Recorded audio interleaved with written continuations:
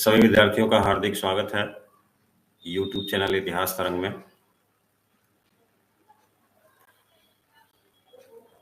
आज एक बार फिर हम उपस्थित हैं एक नए टॉपिक पर डिस्कशन करने के लिए।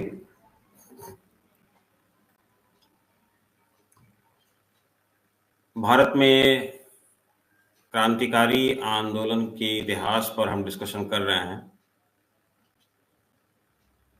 और इस कड़ी में आज की जो हमारी टॉपिक है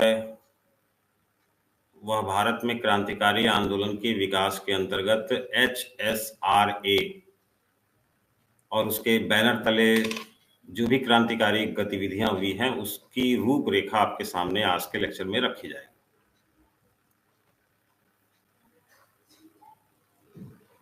पिछले लेक्चर्स के दौरान HRA का हम लोगों ने विधिवत अध्ययन किया। HRA के बैनर तले जो घटनाएं घटी उन घटनाओं में स्पेशली काकोरी केस पर विस्तार से चर्चा की गई। काकोरी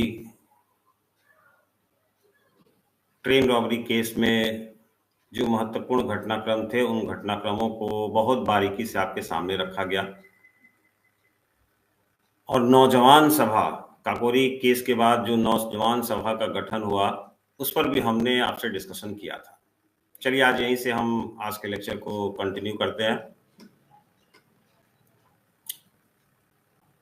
जैसा कि आपसे हमने डिस्कशन करते हुए बताया कि 1926 ईस्वी में एक नौजवान सभा की भी स्थापना की गई। नौजवान सभा नामक संगठन की स्थापना भी की गई। भगत सिंह, छबील दास और यशपाल ये मुख्य फाउंडर मेंबर थे। भगत सिंह को इस नौजवान सभा का सचिव बनाया गया था और जिस पर्पज से इस संगठन को बनाया गया उसका मकसद जो देश में मजदूर और किसान थे उनकी राज्य को स्थापित करना और स्पेशली देश के युवकों में देशभक्ति की भावना को प्रज्वलित करना इस नौजवान सभा का प्रमुख उद्देश्य था। धीरे धीरे नौजवान सभा के माध्यम से क्रांतिकारी लोगों को फिर से एक बार संगठित करने का प्रयास हुआ और ग्रामीण स्तर पर भी नौजवान सभा की शाखाएं खोली गई। स्वयं भगत सिंह इस मामले में बहुत इंटरेस्टेड थे। भगत सिंह ने खूब प्रयास किया ग्रामीण स्तर पर भी इस पार्टी से किसानों को जोड़ने के लिए और धीरे धीरे इसकी लोकप्रियता का ग्राफ बढ़ने लगा और इसी क्रम में नौजवान सभा बेहतर तरीके से संगठित हो गई तो सभी इन क्रांतिकारी युवकों ने इस मुद्दे पर भी विचार विमर्श किया कि कैसे फिर से HRA को, हिंदुस्तान रिपब्लिकन एसोसिएशन को संगठित किया जाए एक बदले हुए नाम से, और इस दिशा में प्रयास प्रारंभ हो गए। यह जो प्रयास किया गया उनके द्वारा, इसी प्रयास के परिणाम स्वरूप HRA को फिर से पुनर्गठित किया गया और पुनर्गठन के पश्चात जो नया संगठन अस्तित्व में आया उसी नए संगठन को हम नाम देते हैं Hindustan socialist Republican association, HSRA।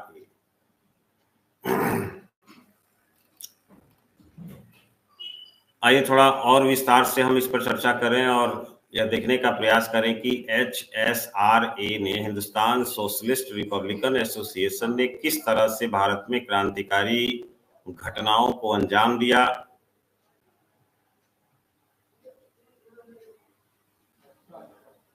नौजवान सभा के जो क्रांतिकारी युवा सदस्य थे वे सभी सदस्य 9-10 सितंबर 1928 ईस्वी को दिल्ली के फिरोज शाह कोटला मैदान में एक बैठक आयोजित की। तमाम सदस्यों के विचार विमर्श के पश्चात 9 और 10 सितंबर 1928 को दिल्ली के फिरोज शाह कोटला मैदान में एक बैठक का आयोजन किया गया नौजवान सभा के क्रांतिकारी युवा सदस्यों के द्वारा। और इसी 9-10 सितंबर 1928 को यह जो फिरोज शाह कोटला मैदान में बैठक हुई और इसमें क्रांतिकारी युवाओं ने जो आपस में 2 दिनों तक लगातार विचार विमर्श किया, उसी विचार विमर्श के दौरान हिंदुस्तान रिपब्लिकन एसोसिएशन को फिर से संगठित करने पर एक लंबी चौड़ी बहस हुई।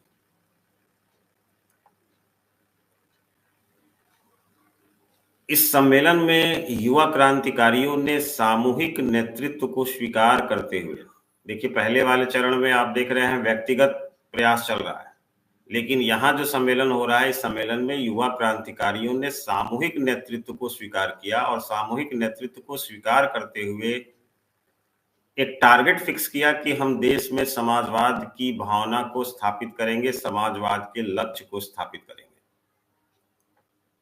यानी समाजवाद की स्थापना के लिए अपना जो है लक्ष्य निर्धारित किया इन युवाओं ने इसी सम्मेलन में।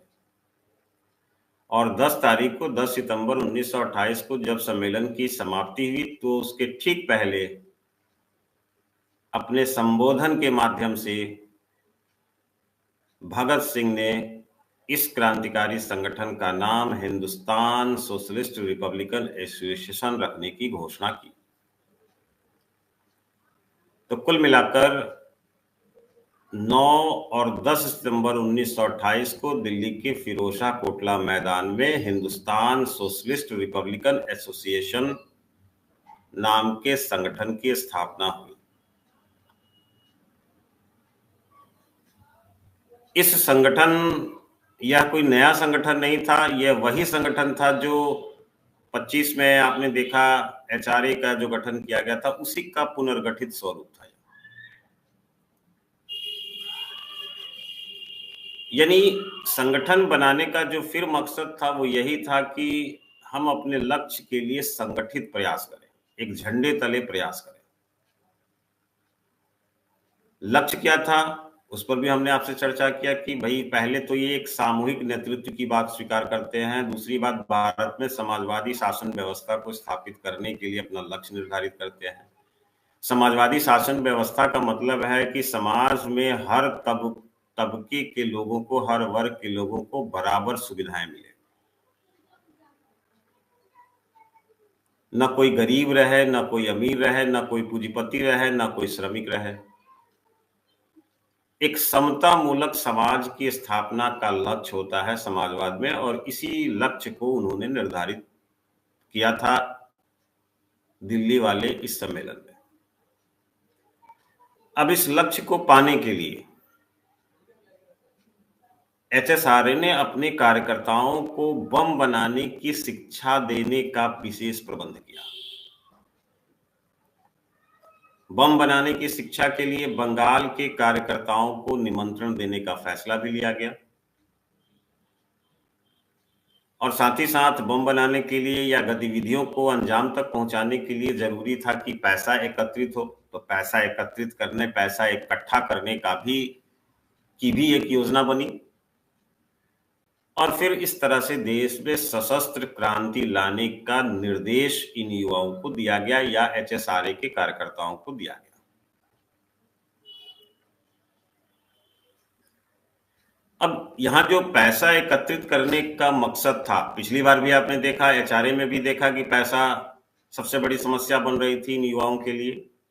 तो वहां काकोरी ट्रेन रॉबरी हुई, यहाँ पर भी सशस्त्र क्रांति के लिए या पैसा एकत्रित करने के लिए बैंक, डाक खाने, पोस्ट ऑफिस या सरकारी खजानों पर धावा बोलने का एक फैसला लिया गया या उसके लिए एक कार्यक्रम निर्धारित किया गया।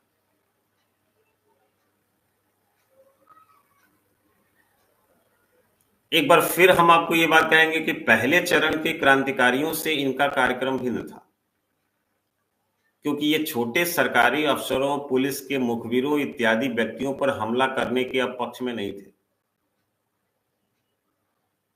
क्योंकि इनके विचार में ऐसे कार्य देश में क्रांति लाने के मार्ग में कहीं ना कहीं रुकावट पैदा करते हैं।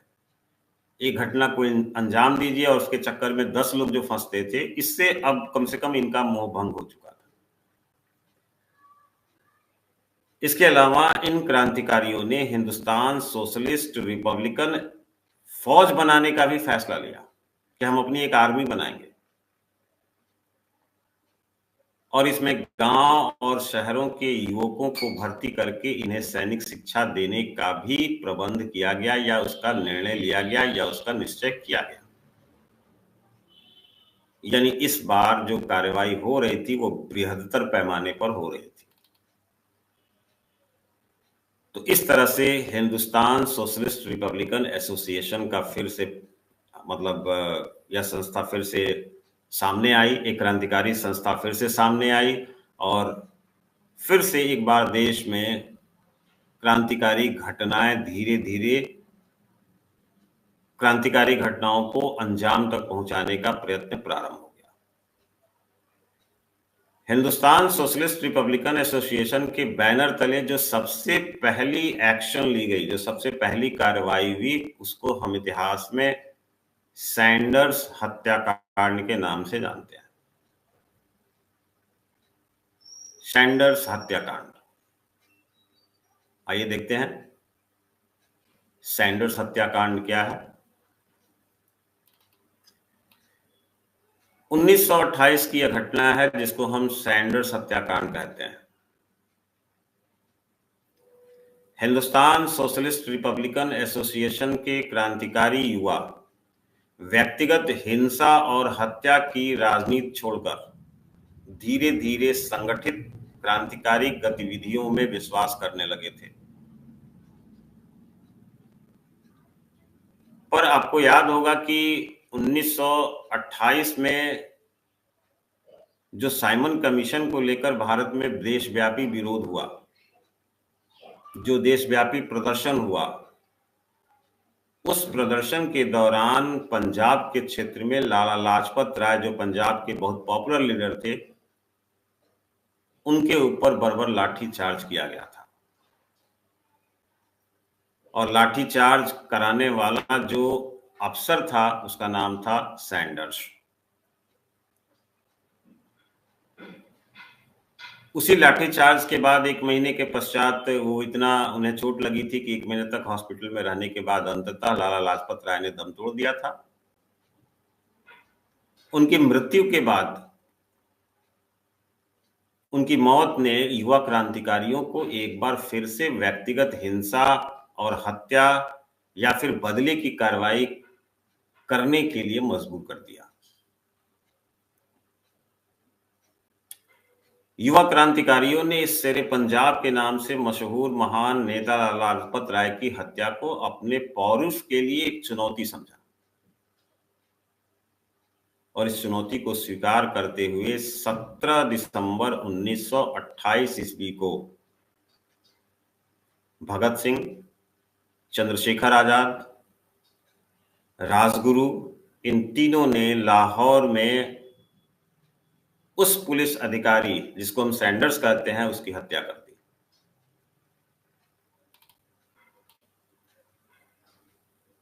हालांकि उनका प्रारंभिक लक्ष्य पुलिस अधीक्षक जेम्स स्कॉट था, जिसने अपने सिपाहियों को उस साइमन कमीशन के विरोध के दौरान प्रदर्शनकारियों पर लाठीचार्ज करने का निर्देश दिया था। लेकिन दुर्भाग्यपूर्ण तरीके से जब ये लोग मारने गए जेम्स स्कॉट को, तो इनका निशाना चूक गया और निशाना चूक जाने के कारण गोली सहायक पुलिस अधीक्षक सैंडर्स को लग गई और वह एट स्पॉट घटनास्थल पर ही मारा गया।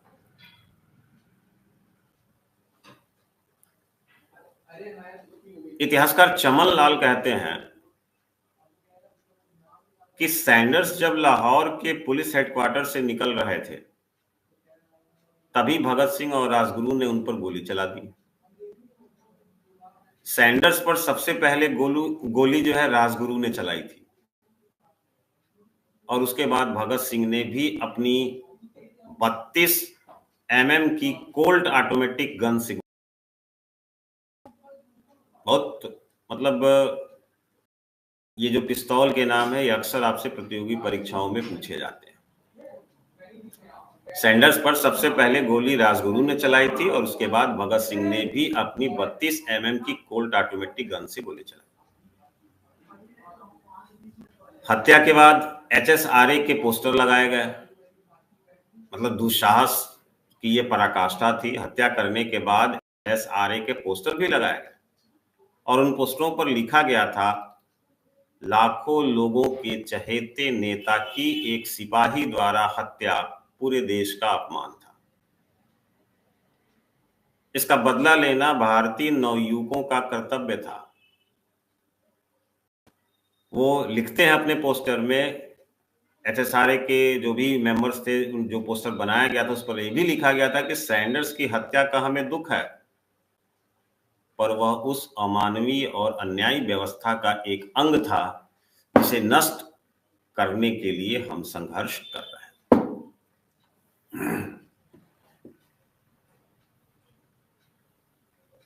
सैंडर्स की हत्या के बाद क्रांतिकारी राजगुरु, चंद्रशेखर आजाद और भगत सिंह वीरांगना दुर्गा भाभी के साथ लाहौर से कलकत्ता फरार हो गए या भाग गए या पहुंच गए। दुर्गा भाभी बहुत पॉपुलर लीडर थी और सचिंद्र नाथ सान्याल जब क्रांतिकारी गतिविधियों में लिप्त होते थे तो दुर्गा भाभी उनकी एक तरह से दाहिना हाथ हुआ करती थी। वही हर तरह से इनकी मदद करती थी। उनके मरने के बाद दुर्गा भाभी ने भी इन क्रांतिकारियों को हर तरह से सहयोग दिया और ये एक बहुत बड़ी क्रांतिकारी महिला मानी जाती है क्रांतिकारी आंदोलन के इतिहास में। इसके बाद तो हिंदुस्तान सोशलिस्ट रिपब्लिकन एसोसिएशन के नेतृत्व में जनता को यह समझाने का फैसला ले लिया गया कि उनका उद्देश्य अब बदल गया है। वह इस प्रयास में लग गए कि वह जनता को समझा सके कि वो जन क्रांति में विश्वास रखते हैं। कुछ समय के विश्राम के पश्चात इन क्रांतिकारियों ने अपनी विचारधारा को जनमानस तक पहुंचाने के लिए प्रयास प्रारंभ किए और पहली बार क्रांतिकारियों ने स्पष्ट तौर पर आजादी के बाद समाजवादी समाज स्थापित करने की न केवल घोषणा की, बल्कि एक तरह से गांधीवादी विचारधारा का विकल्प भी लोगों के सामने रखा।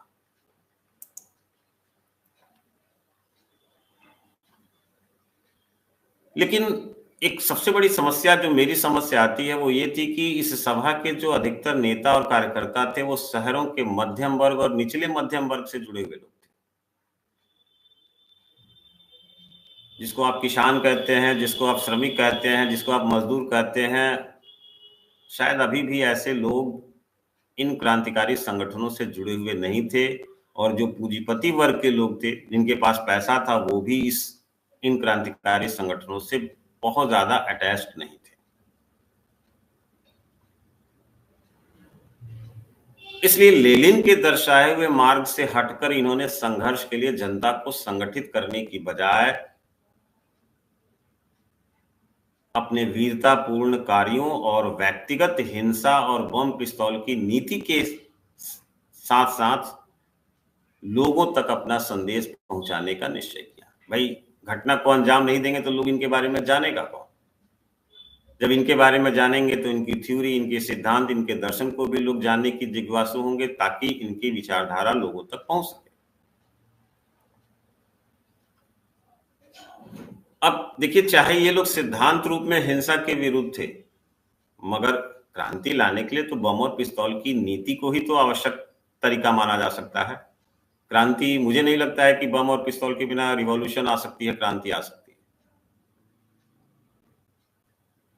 ये भी मानते थे कि अगर हमें क्रांति लानी है देश में तो हमें बम और पिस्तौल की नीति को छोड़ना नहीं होगा, बल्कि उसको एक आवश्यक तरीके के रूप में अपनाना होगा, आवश्यक साधन के रूप में अपनाना होगा। इनके लिए बम और पिस्तौल की जो नीति थी वो क्रांति का एक आवश्यक और अपरिहार्य चरण था। उसके बिना क्रांति हो ही नहीं सकती। इनके घोषणा पत्र में लिखा हुआ था, HSRA का जो घोषणा पत्र बना था उसमें लिखा हुआ था, हिंसा और आतंकवाद पूर्ण क्रांति नहीं है। हिंसा और आतंकवाद पूर्ण क्रांति नहीं है, और क्रांति हिंसा और आतंकवाद के बिना पूर्ण नहीं होती है। बम और पिस्तौल शोषणकर्ताओं के दिल में डर पैदा कर देता है। यह शोषित जनता के मन में बदला लेने और मुक्ति की आशाएं जगा देता है, और यह डावाडोल मन स्थिति वालों में साहस और आत्मविश्वास की भावना भर देता है। घोषणा पत्र में लिखा हुआ है कि जो बम और पिस्तौल है, यह शासक वर्ग की श्रेष्ठता के जादू को तोड़ डालता है और दुनिया की नजरों में आम जनता की हैसियत को ऊंचा उठा देता है, क्योंकि यही राष्ट्र को स्वतंत्र कराने की लालसा का सबसे अधिक विश्वास उत्पन्न करने वाला प्रमाण है। तो ये बड़ा जो इनका फिलॉसफी है, जो इनका दर्शन है, वो बहुत इंपॉर्टेंट है। HSRA के क्रांतिकारियों का नारा था कि हम दया की भीख नहीं मांगते हैं, हम लड़ाई आखिरी फैसला होने, हमारी जो लड़ाई है वो आखिरी फैसला होने तक की लड़ाई है। यह फैसला दो ही रूप में हमारे सामने आएगा, या तो मेरी जीत के रूप में या तो मेरी मौत के रूप में। तो एक बेहतरीन दर्शन के साथ हम कह सकते हैं कि HSRA ने अपने घोषणा पत्र में इन बातों को शामिल किया और जनता तक संदेश पहुंचाने का प्रयास किया, और इस दर्शन को जनता तक पहुंचाने में एक दूसरी घटना को भी अंजाम दिया गया, जिसको हम इतिहास में असेंबली बम कांड 1929 के नाम से संबोधित करते हैं। असेंबली बम, सेंट्रल लेजिस्लेटिव असेंबली में जो बम फेंका गया, उसी घटना को हम असेंबली बम कांड के नाम से जानते हैं। यह घटना 1929 की है। आइए थोड़ा सा उस घटना पर भी हम फोकस करते हैं। ये सब चीज तो हम जानते हैं कि अंग्रेजों की जन विरोधी नीतियों के खिलाफ भारतीयों का आक्रोश धीरे धीरे बढ़ रहा था। 1919 के अधिनियम से जिस तरह से 1919 के अधिनियम से जिस तरह से यह समस्या बढ़ रही थी, भारतीयों में आक्रोश फूट रहा था। ऐसा लग रहा था कि असहयोग आंदोलन के बाद शायद वह आक्रोश शांत होगा, लेकिन चौरी चौरा कांड ने उस आक्रोश को और प्रज्वलित कर दिया। और जैसे जैसे ब्रिटिश सरकार का दमन बढ़ता जा रहा था और मनमानापन बढ़ता जा रहा था, वैसे वैसे भारतीय क्रांतिकारियों का रोष और भी प्रज्वलित होता जा रहा था। अंग्रेजों की इसी जन विरोधी नीतियों के खिलाफ एक बार फिर से भारतीयों का आक्रोश पुनः फूट पड़ा, जिसे भारतीय स्वाधीनता संघर्ष के इतिहास में असेंबली बम कांड के नाम से संबोधित किया जाता है।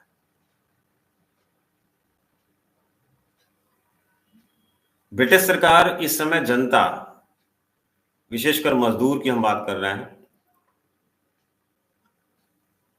मजदूरों के मौलिक अधिकारों पर प्रतिबंध लगाने के उद्देश्य से दो विधेयक लेकर आई। एक विधेयक का नाम था पब्लिक सेफ्टी बिल, और दूसरे विधेयक का नाम था, दूसरे प्रारूप का नाम था ट्रेड डिस्प्यूट बिल। इन दोनों प्रस्तावों को पास कराने की तैयारी में थी ब्रिटिश सरकार, और ये दोनों बिल का जो स्वरूप था वो भारतीय मजदूरों के मौलिक अधिकारों पर प्रतिबंध लगाने को लेकर था। क्योंकि पूरी दुनिया में मजदूरों का संगठित आंदोलन प्रारंभ हो चुका था और भारत में भी क्रांतिकारी मजदूर जो है वो संगठित हो रहे थे, उनके संगठन बन रहे थे।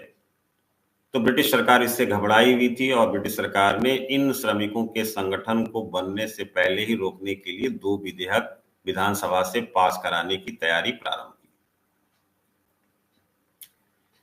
ये जो क्रांतिकारी थे, जो एचएसआरए के क्रांतिकारी थे, वो मूलतः पब्लिक सेफ्टी बिल और ट्रेड डिस्प्यूट बिल का विरोध कर रहे थे।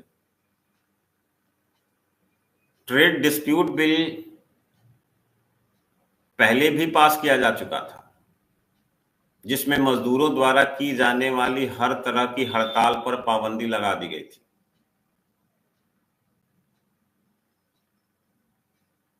पब्लिक सेफ्टी बिल जो थी, उस बिल में सरकार को संदिग्ध व्यक्तियों पर बिना मुकदमा चलाए हिरासत में रखने की अथॉरिटी मिल जाती। यानी ये जो दोनों बिल थे, इन दोनों बिलों का जो मकसद था वो अंग्रेजी सरकार के खिलाफ उठ रही आवाजों को दबाना था।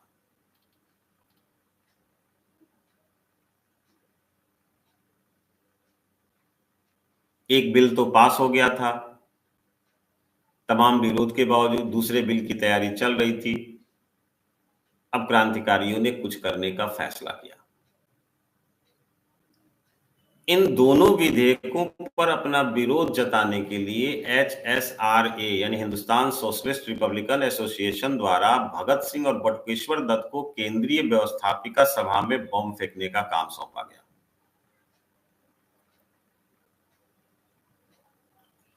केंद्रीय व्यवस्थापिका सभा के बहुत से सदस्य इस बिल के खिलाफ भी थे, अतः गवर्नर ने इसे अपने विशेषाधिकार से पास कराने का फैसला ले लिया था और इसी बात को लेकर नाराजगी थी। 8 अप्रैल 1929 ईस्वी को जब गवर्नर जनरल ने दिल्ली की केंद्रीय व्यवस्थापिका सभा की नामंजूरी के बावजूद, ध्यान दीजिएगा, मंजूर नहीं किया था केंद्रीय व्यवस्थापिका सभा ने। 8 अप्रैल 1929 को जब गवर्नर जनरल ने दिल्ली की केंद्रीय व्यवस्थापिका सभा के नामंजूरी के बावजूद लोक सुरक्षा विधेयक और व्यापारी विवाद अधिनियम, जिसको ट्रेड डिस्प्यूट बिल कहा जाता है, पेश किया, तो इन क्रांतिकारियों को संसदीय मार्ग या जनतांत्रिक मार्ग या संवैधानिक मार्ग की व्यर्थता को जनता के सामने रखने का एक अवसर मिला।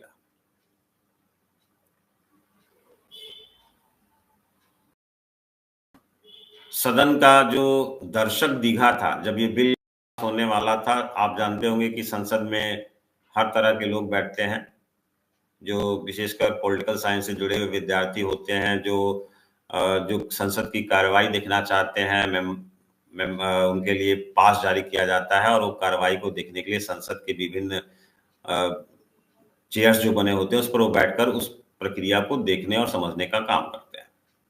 उसमें एक होता है दर्शक दीघा। सदन का जो दर्शक दीर्घा था वह खचाखच भरा हुआ था। हाल में उपस्थित महत्वपूर्ण लोगों में भी बहुत सारे भारतीय थे। मोतीलाल नेहरू, सरदार वल्लभ भाई पटेल, मोहन मालवीय, मोहम्मद अली जिन्ना, यहां तक कि सर जॉन साइमन भी उस केंद्रीय व्यवस्थापिका सभा में बैठे थे।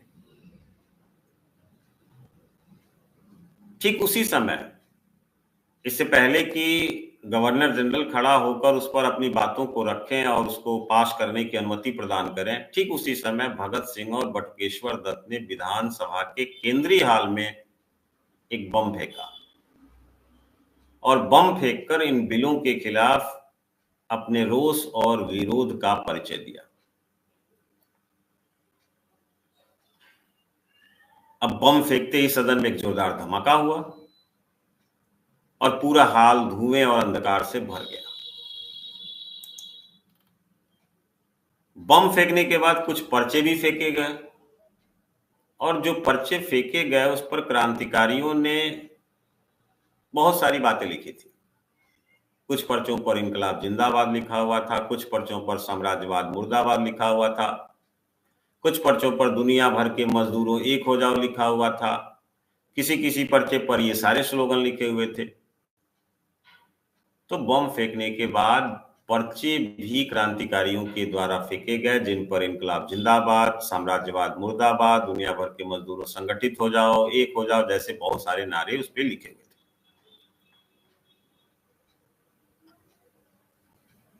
हालांकि इनकलाब जिंदाबाद की रचना आप सभी जानते होंगे। ये जो इनकलाब जिंदाबाद का जो नारा के रूप में यूज किया जाता है, इसकी रचना मोहम्मद इकबाल साहब ने किया था।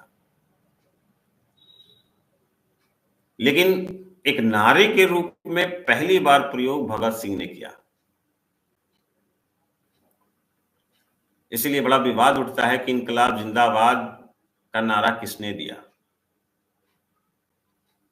तो देखिए, इनकलाब जिंदाबाद का नारा भगत सिंह ने दिया, लेकिन इनकलाब जिंदाबाद के रचयिता है मोहम्मद इकबाल साहब। जो बम फेंका गया वास्तव में वह एक साधारण बम था। स्पेशली बम इन लोगों ने बनाया था, एचएसआरए के मेंबर्स ने बनाया था, जिस बम से किसी को नुकसान नहीं हो सकता, सिर्फ धुआं छोड़ता, आवाज करता और किसी को उससे कोई उससे हताहत नहीं होता। यानी वह एक साधारण बम था और बम फेंकने का मकसद किसी की हत्या कर। सदन में जो पर्चे फेंके वो पर्चे गुलाबी रंग के थे। ये भी एक महत्वपूर्ण घटनाक्रम है। जिन पर्चों पर इनकलाब जिंदाबाद और साम्राज्यवाद मुर्दाबाद लिखा हुआ था, वो पर्चे गुलाबी रंग के थे। इन पर्चों पर एक लाइन यह भी लिखा हुआ था, एक वाक्य यह भी लिखा हुआ था कि बहरे कानों को सुनाने के लिए धमाकों की जरूरत पड़ती है। किसी किसी पर्चे पर यह भी लिखा हुआ था, बहरे कानों तक अपनी आवाज पहुंचाने के लिए।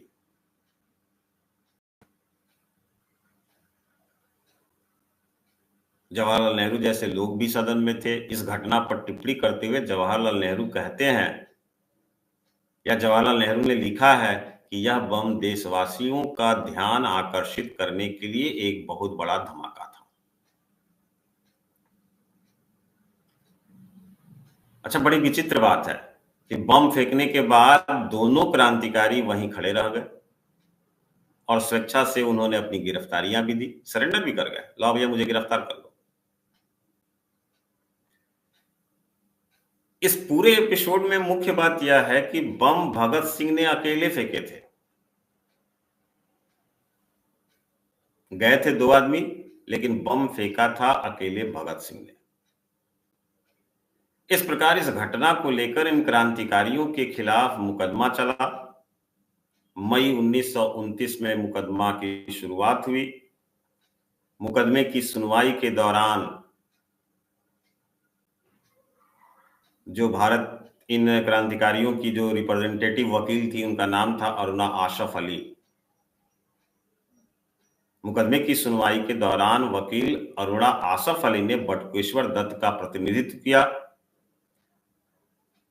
भगत सिंह का उन्होंने रिप्रेजेंटेशन नहीं किया। भगत सिंह ने मुकदमे के दौरान अपना बचाव खुद किया। यह भी इस केस की एक बहुत बड़ी उपलब्धि है। भगत सिंह को जब वकील के लिए कहा गया तो उन्होंने कहा कि नहीं, मैं अपना मुकदमा खुद लड़ूंगा। तो बटुकेश्वर दत्त का रिप्रेजेंटेशन अरुणा आसफ अली ने किया, जो भारत की जानी मानी वकील थी, और भगत सिंह ने अपना मुकदमा की पैरवी खुद की। इस सिलसिले में भगत सिंह ने दिल्ली के तत्कालिक सेशन जज लियोनार्ड मिडिल्टन के अदालत में 6 जून 1929 को बयान दिया। बयान बड़ा महत्वपूर्ण था। बयान में भगत सिंह ने कहा कि हमारा उद्देश्य किसी की जान लेना नहीं, बल्कि उस शासन व्यवस्था का प्रतिवाद करना था, प्रतिकार करना था या विरोध करना था, जिसके हर एक काम से उसकी अयोग्यता ही नहीं, वरन अपकार करने की उसकी असीम क्षमता भी प्रकट होती है। अपकार का मतलब तिरस्कार से है। वह केवल संसार के सामने भारत की लज्जाजनक और असहाय अवस्था का ढिढोरा पीटने के लिए ही कायम है और एक गैर जिम्मेदार और निरंकुश शासन का प्रतीक है। ये कलमबंद बयान है भगत सिंह के सेशन कोर्ट में जो उनकी गवाही हुई, या सेशन कोर्ट में जो उनका बयान रिकॉर्ड किया गया। इसी बयान में उनका एक प्रसिद्ध वाक्य भी दर्ज है, प्रसिद्ध वक्तव्य भी उनका एक दर्ज है। वो कहते हैं कि पिस्तौल और बम इनकलाब नहीं लाते, बल्कि इनकलाब की तलवार विचारों की शान पर तेज होती है। और यही चीज थी जिसे हम स्पष्ट करना चाहते थे इस कांड को अंजाम देकर। लेकिन तमाम बयानों और अपने उद्देश्यों को जाहिर करने के बावजूद भी इन दोनों क्रांतिकारियों को इस केस में दोषी पाया गया और 12 जून 1929 को इन्हें आजीवन कारावास की सजा सुनाई गई सेशन कोर्ट के द्वारा।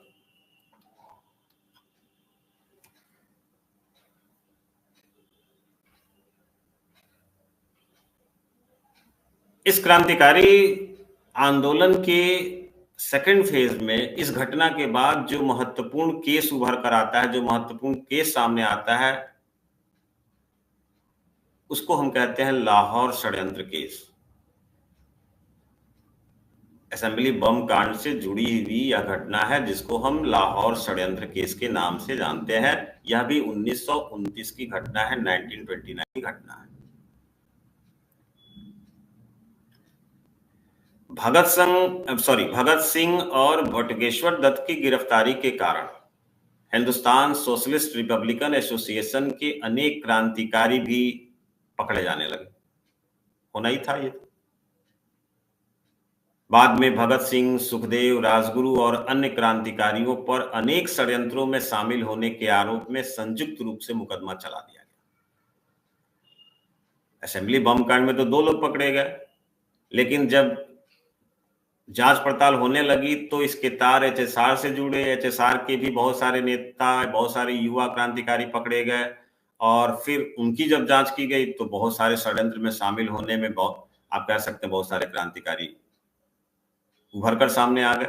तो ऐसी स्थिति में सभी मुकदमों को एक साथ संयुक्त कर दिया गया और अनेक षड्यंत्रों में शामिल होने के आरोप में एक संयुक्त मुकदमा चलाया गया।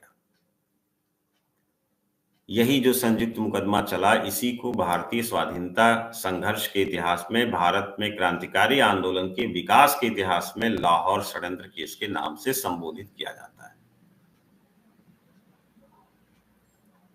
एचएसआरए के सदस्यों के ऊपर विभिन्न अपराधों में शामिल होने के लिए जो मुकदमा सामूहिक रूप से चला, उसी को हम लाहौर षड्यंत्र केस कहते हैं।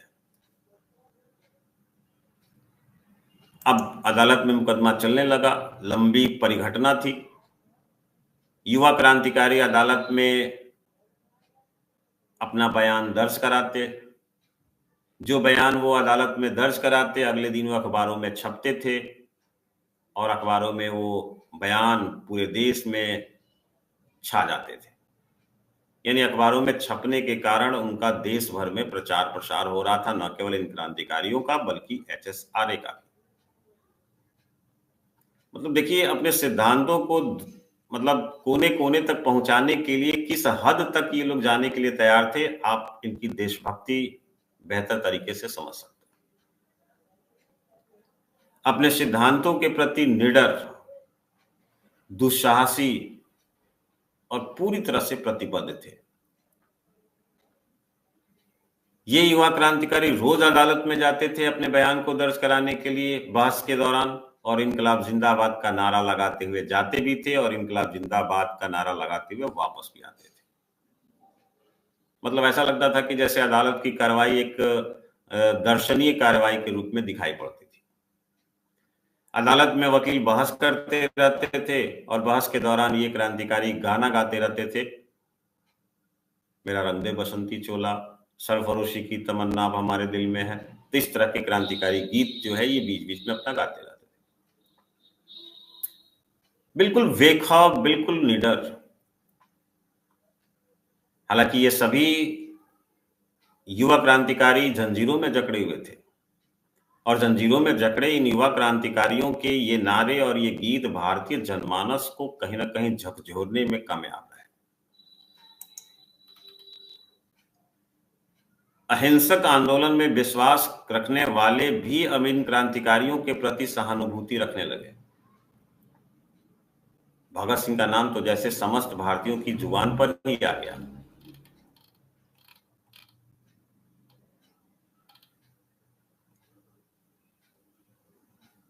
अदालती कार्रवाइयों में अपने नारों और गीतों से व्यवधान डाले जाने के कारण ब्रिटिश भारतीय सरकार ने इस मामले को एक विशेष ट्रिब्यूनल को सौंप दिया और 5 मई 1930 को इस पर कार्रवाई शुरू हुई इस विशेष ट्रिब्यूनल में। यहां पर भी भगत सिंह ने कोई वकील रखने से इनकार कर दिया। यहां पर भी उन्होंने कहा कि मैं अपने मुकदमे की पैरवी स्वयं करूंगा और मुकदमे के दौरान भगत सिंह से जब अपनी बातों की सफाई मांगी गई तो उन्होंने स्पष्ट कर दिया कि मुझे कोई सफाई पेश नहीं करनी है। इस तरह से अंततः 7 अक्टूबर 1930 को लाहौर षड्यंत्र केस में फैसला सुनाया गया, जिसके अंतर्गत भगत सिंह, सुखदेव और राजगुरु को मृत्युदंड की सजा दी गई। बहुत सारे जो एचएसआरए के मेंबर थे, जिसमें कमलनाथ तिवारी, विजय कुमार सिन्हा, जयदेव कपूर, इन लोगों को 7 साल, किसी को 5 साल की कारावास की सजा दी गई। 2-3 लोगों को बाइज्जत बरी भी किया गया, जिसमें अशोक घोष, देशराज जैसे लोग शामिल थे। 2 व्यक्ति जो नामजद थे इस पूरे केस में, लाहौर षड्यंत्र केस में, भगवती चरण बोहरा और चंद्रशेखर आजाद, ये फरार हो गए।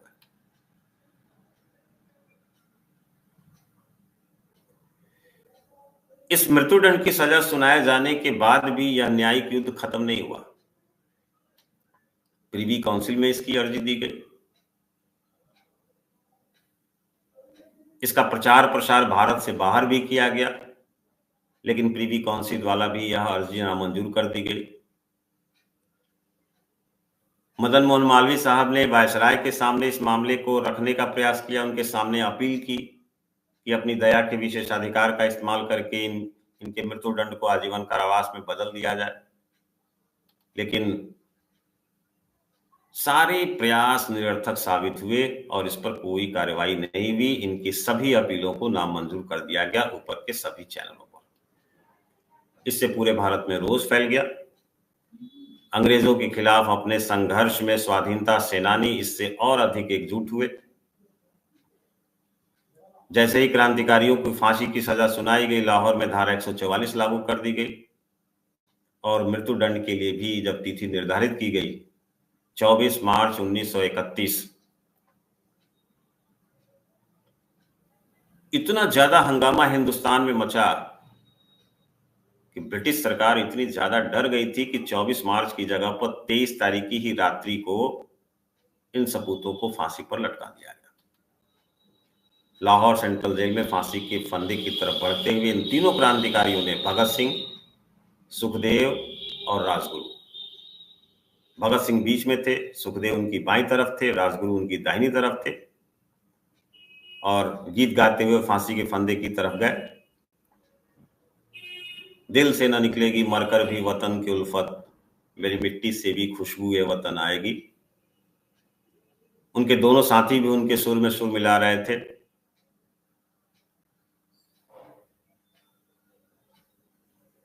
कुल मिलाकर इस घटना से 23 मार्च 1931 को जो घटनाक्रम घटा, जिसमें इन 3 देश के सपूतों को फांसी की सजा दी गई, फांसी पर लटकाया गया, देशवासियों को भनक ही नहीं लगी। अगले दिन यह खबर सुनकर पूरा देश स्तब्ध रह गया। आप कह सकते हैं कि हजारों आंखें हिंदुस्तान की बहुत रोई, घरों में चूल्हा तक नहीं जला और पूरे देश में एक तरह से मातम का माहौल बना रहा। तमाम समाचार पत्रों में भगत सिंह और इन 3 क्रांतिकारियों की खबर को समाचार पत्रों ने अपना मुख्य हेडलाइंस बनाया और इस गतिविधियों ने, समाचार पत्रों की इन सुर्खियों ने इन तीनों युवाओं को देश का असली हीरो बताया। चाहे वो ब्रिटेन के समाचार पत्र हों, चाहे वो हिंदुस्तान के समाचार पत्र हों। कुल मिलाकर इनकी शहादत अविस्मरणीय रही और सुभाष चंद्र बोस ने भी यह बात स्वीकार किया कि भगत सिंह जिंदाबाद और इनकलाब जिंदाबाद का एक ही मतलब है। यहां तक कि गांधी जी ने भी यह स्वीकार किया कि हमारे मस्तक भगत सिंह की देशभक्ति, साहस और भारतीय जनता के प्रति प्रेम तथा बलिदान के आगे झुक जाते हैं। तो इस तरह से क्रांतिकारी आंदोलन की जो दिशा चल रही थी, उस दिशा में ये 3 क्रांतिकारी कालांतर में लाहौर षड्यंत्र केस में सजा याफ्ता साबित हुए और इन्हें फांसी पर लटकाया गया।